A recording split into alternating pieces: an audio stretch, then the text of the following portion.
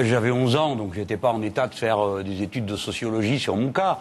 Je le vivais mal. Le Maroc était sublime de rayonnement, de lumière. J'aimais vivre avec les Marocains. J'aimais. Vous savez, dans une classe, on était 5 petits Maghrébins français. Hein, donc ça faisait pas beaucoup. Tous les autres étaient de partout. Et Tanger était une ville comme je l'ai retrouvée depuis.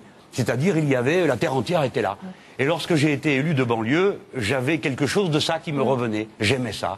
Et je crois profondément qu'on doit vivre comme ça. C'est bien. Quand on se mélange, qu'on est divers, eh bien, la vie est plus belle, plus rayonnante. J'ai reçu une grande leçon. Alors après, évidemment, c'est un déracinement. Écoutez-moi bien.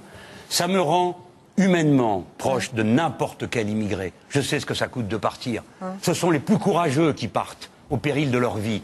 Ils quittent leurs odeurs, leur paysage, leur famille. Je hais ceux qui disent qu'ils viennent après avoir discuté en famille de savoir par le droit comparé social où est-ce qu'il y a la situation sociale la plus avantageuse en Europe, comme le racontent tous ces gens qui ne les connaissent pas, qui ne connaissent rien à cette bataille pour la survie. Voilà. Et moi, ça me crée une solidarité avec eux.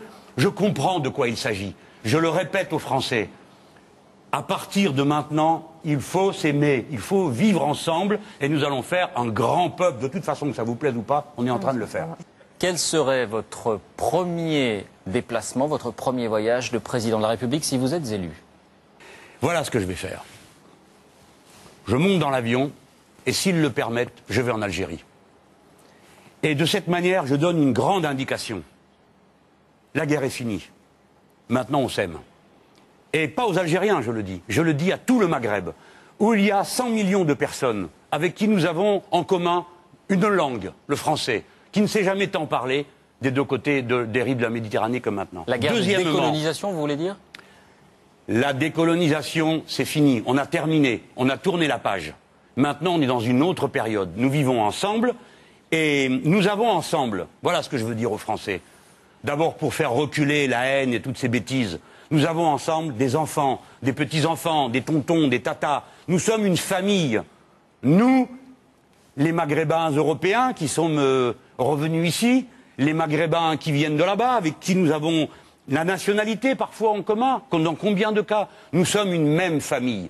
Et la France, elle a quelque chose à dire de ce côté-là. Pardon de vous dire, je vais encore choquer du monde, qu'il y a plus de choses en commun de ces deux côtés de la rive de la Méditerranée que nous en avons avec le lointain Est de l'Europe. Nous avons en commun une civilisation. Voilà. Et moi, je veux porter ce message. Il faut se souvenir que les peuples du Maghreb sont nos frères et nos sœurs. Il faut répéter qu'il n'y a pas d'avenir pour la France sans les Arabes et les Berbères du Maghreb.